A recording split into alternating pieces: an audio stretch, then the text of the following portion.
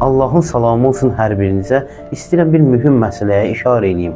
Biz müsəlman olaraq Qur'an-ı Kərimə müraciət etdikdə görürük ki, Qur'an-ı Kərim ədaləti zülmün, zəlaləti hidayətin, zülməti nurun, tağutu Allahın qarşısında qərar vermişdir. Yəni kimsə zəlalət yolunda olarsa, eyni vaxtda heç vaxt hidayət yolunda ola bilməz. Bu ayələrin birində Allah Müteala buyurur ki, hər kəs tağutu, yəni şeytanı, şeytan sifət insanları, zülm əhlini, zalimləri inkar edib Allaha iman gətirərsə, əsla qırılmayan bir tutacaqdan yapışmışdır. Yəni nicat tapmışdır. Mənə maraqlı olan məsələlərdən biri də budur ki, o şəxslər ki, dindən danışırlar, insanları Qur'ana, Allaha tərəf dəvət edirlər və bu halda da zülmə qarşı dillənmirlər, zalimi tərifləyirlər, zülmü tərifləyirlər. Mənim sözüm onlardır,